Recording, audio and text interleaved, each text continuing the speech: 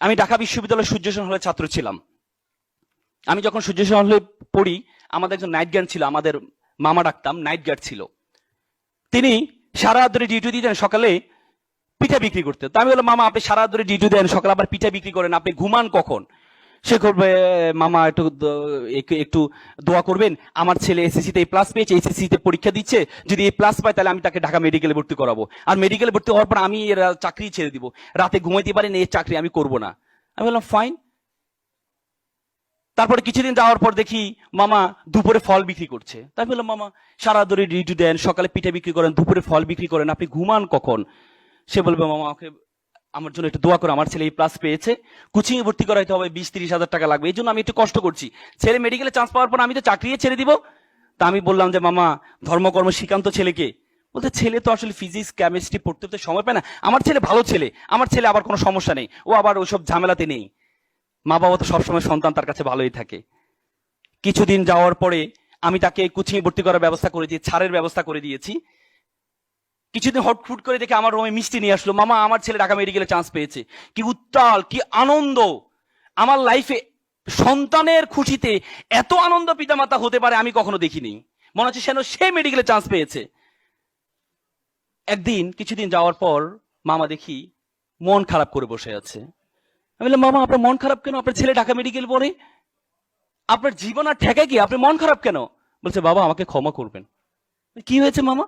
বাবা আমি আর পারছি না, বাবা আমি আর পারছি না, আমার ছেলে ইয়াবা আসক্ত, প্রতিদিন বাসায় এসে শোকেজের গ্লাস ভাঙে, আলমিরার গ্লাস ভাঙে টাকার জন্য।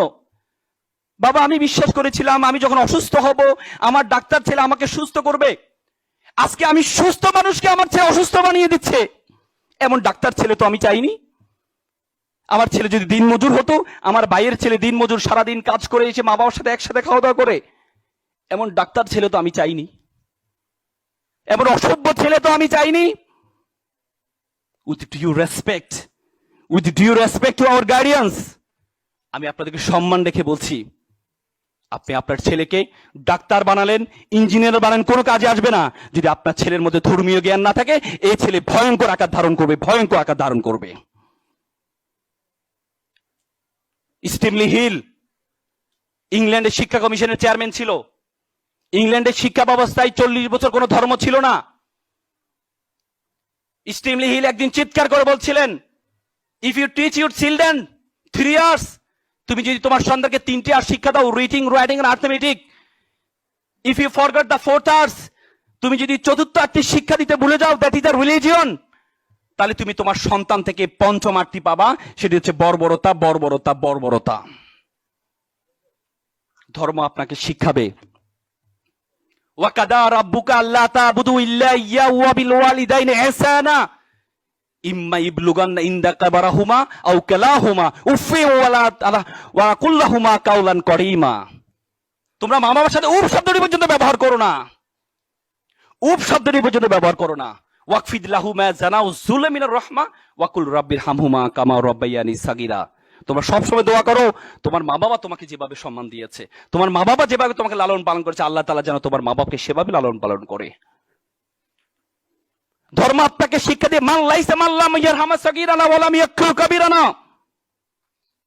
তোমরা যদি বড়দের শ্রদ্ধা না করো, ছোটদের স্নেহ না করো, তাহলে তোমরা আমার উম্মত নয়।